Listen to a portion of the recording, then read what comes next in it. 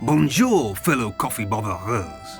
In this video, we're going to be talking about dialing in espresso, but specifically about recipe. In my recent top 10 dialing in errors video, and that will pop up here at the end of this video, one of the errors I mentioned is not following a recipe, and I said I'd do a video on it. So here we are, as promised. What is an espresso recipe? If you ever bake, would you bake without following a recipe? How much of each ingredient would you use? How long to prove? How long to bake? And so on. Come on, it's not easy. We've all seen Bake Off. I'd be out in week 1.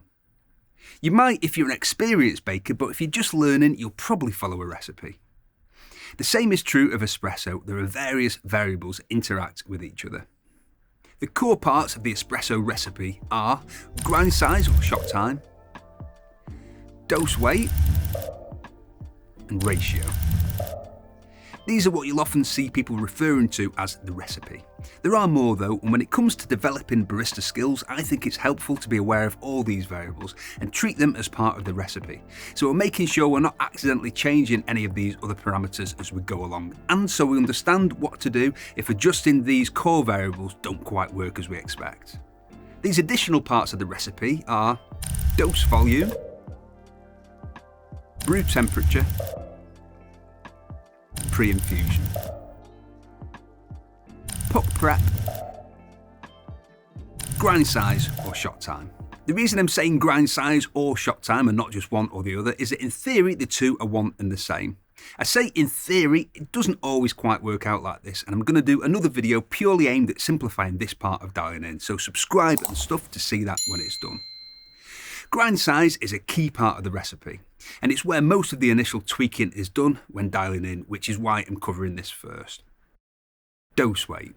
Dose weight obviously just means the weight of the dose, and the main reason it's important is because of its relationship to ratio. If we don't weigh the dose each time we pull a shot, then even if you're weighing the shot yield or measuring it with a shot measure, not fixing the dose weight means the ratio is continually changing, and we've got little chance of dialing in if this is the case. Ratio. Ratio is a relationship between dose weight and yield, meaning shot weight. So a 36 gram yield from an 18 gram dose means you've doubled the dose weight with the espresso, so a 1:2 ratio. This is a very important part of the recipe. The bigger the yield from the same dose weight, meaning a bigger ratio, increases the extraction and reduces the intensity and texture. So this means you can use yield to a certain extent to control the extraction. And when I say to a certain extent, this is because of the dual impact changing the dose has, both on strength and extraction. For example, you might find a 1:2 ratio with the beans you're using produces a strong, intense shot with a thick, syrupy texture, but it has sour notes that you're fairly sure shouldn't be there and that you're not enjoying. Increasing the ratio to 1:2.5 or 1:3 would help to increase the extraction, reduce the sourness and balance the shot, but you might find in doing so you've sacrificed some of the intensity in the body that you noticed in the earlier shot. This is why it's important that you learn about all these variables and how they can be used, because there are times when you tweak one variable over another. A big mistake I see is people who completely miss yield and ratio as a variable, and they just use a pre-programmed shot button on their machine at the factory preset, and they find dialing in very frustrating as they're missing out one key variable.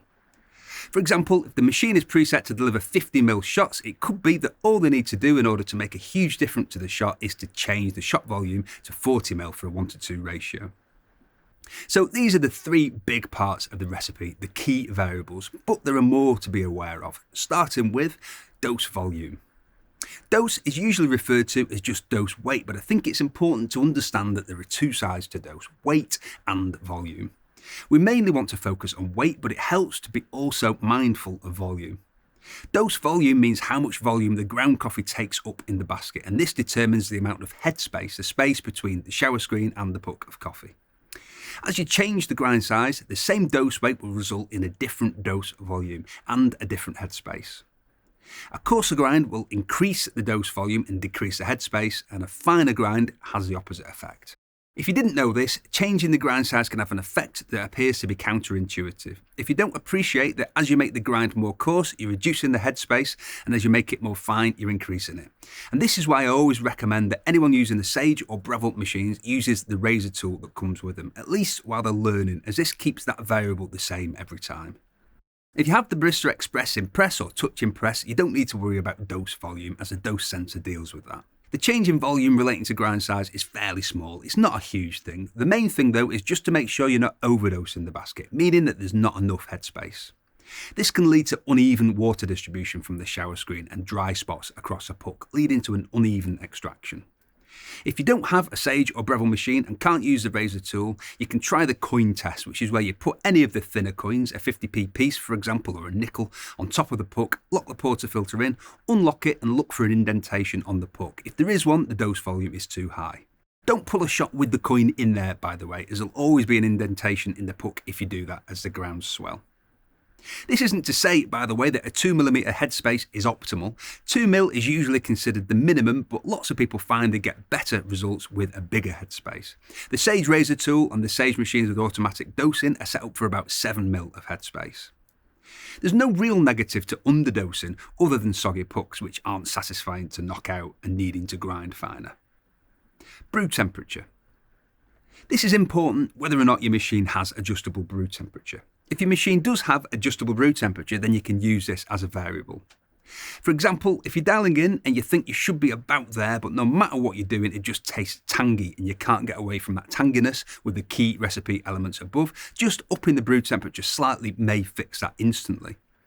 Or on the other side, if no matter what you're doing, it tastes a bit burnt, a bit roasty, you might find that just dropping the brew temperature slightly might help.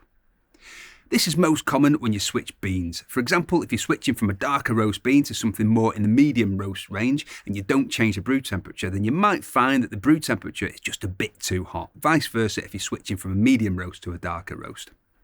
If you don't have adjustable brew temperature, it's still important from the perspective of doing whatever you can to ensure the brew temperature is the same from shot to shot.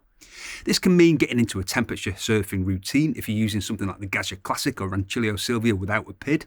With a lot of machines, it just means doing the same flush before each shot and or properly warming the machine before the first shot, which is particularly important with the Sage or Breville machines with the thermojet heaters, as the heater is ready in seconds, but the rest of the machine, including the group, will be stone cold. A bonus tip for achieving this with the Sage or Breville machines is to do the flushing using the dual-walled pressurised baskets and then swap back to your standard basket, as the temperature will increase slightly due to the pressure in the basket. Pre-infusion. Pre-infusion comes from commercial espresso machines. Being plumbed in, it's possible for manufacturers to include a pre-infusion, so the water is introduced more gently into the puck of coffee at mains pressure before the pump is engaged. Some home espresso machines have a form of pre-infusion. All Sage or Breville machines very cleverly control the pump power, so the water is initially introduced into the basket under lower pressure before the pressure ramps up. If your machine has adjustable pre-infusion, then the pre-infusion time is another variable, so it's just something to be aware of. Also, in case you're wondering, the pre-infusion time is included in the total shot time, so we'd start the timer when pressing the button, even if the machine has pre-infusion. Last but not least, puck prep. By puck prep, we're talking about producing a well-prepared puck of coffee to achieve the most even extraction possible. Puck prep starts with distribution, and by that I mean we want the grounds to be nicely distributed in the basket to enable an even extraction. We want to try to avoid channeling, which is where the water finds lesser paths of resistance through the puck, leading to uneven extraction. Many pro baristas will just tap the portafilter to distribute. Some people use a dose collar and give it a shake. There's been a huge adoption of WDT in recent years, but I think it's important to point out that WDT is just a distribution method. Personally, I think it's a most effective distribution method for clumpy grounds. So if your grinder produces clumps, WDT is usually the best way to produce a nice fluffy puck. But if you have a higher end grinder that produces lovely fluffy grounds without clumps, you may well find that just giving the portafilter a shake or a tap is sufficient. A quick note about this, I've had a few comments suggesting that WDT is pointless in this instant because any clumps are crushed out during tamping. This isn't quite the case from what I can tell. There's a tendency for clumps to compress separately from the rest of the puck, meaning there's very small gaps between the clumps and the rest of the puck. If we were tamping hydraulically or something and putting very high pressure on the puck, then maybe this would be true and the entire puck would be completely even, but I don't think it's practical to expect that from tamping by hand. So in my opinion, breaking up clumps is good practice and WDT is the most effective way to do that. The next part of puck prep is the tamp, and the most important thing here is to ensure a level surface and consistency. Tamp pressure is only important when it comes to keeping it consistent. When you hear people saying you must exert a very specific tamp pressure, that's not quite right. Baristas are trained to tamp at specific pressure so that all baristas in that coffee shop are doing the same, because tamp pressure is one of the variables that, if changed, can knock everything else out. So if some baristas tamp at 20 kilos and some tamp at 10, with all the other variables the same, this will lead to inconsistencies between the shots these two baristas are creating. When it comes to home baristas, just get into a routine of tamping at a pressure that's easy to reproduce, and if you like, get yourself a calibrated tamper. Another important part of puck prep is anything you put on top or underneath the puck. I had an email from someone the other day who was really struggling to dial in, and one of the things they mentioned was they were sometimes using a puck screen. Using or not using a puck screen is quite a big variable. If you're dialing in without a puck screen and then you throw a puck screen on top, you'll have to start dialing in again, pretty much from scratch. I will do another video on puck screens, but for now just bear in mind that you can't just do something like drop a puck screen in on top of the puck when you're dialing in and not expect to basically have to start from scratch. Anyway, a tale for another time. So, there we go, all the important parts of the Espresso. Just to recap, it's dose weight, ratio and grind size or shot time that are the most important. But the reason I think everyone should be aware of all the others is so we can ensure that we're only changing one variable at a time when we're dialing in. And so we know that there are other tools in our toolbox if we find we can't quite get dialed in with the main variables. One of Roald Dahl's teachers wrote in his school report card, "I've never met anybody who so persistently writes words meaning the exact opposite of what is intended," which has something to do with clicking the like button, so don't click the like button. Thank you very much for watching, and if you think people who don't like coffee are twits and you enjoyed this video, we've got tons of content about how to make better coffee at home to take you from beginner to home barista. We've got reviews and how-tos on the most popular machines. If you like the sound of that, click on my face to subscribe. Tatty bye! So, there we go. All of the important parts of the espresso. All of the important parts of the espresso recipe. So, there we go. All the important... I can't do it. I can't do it. Hello, fellow... no. Bonjour, fellow coffee bottlers. As promised. You totally hit the microphone.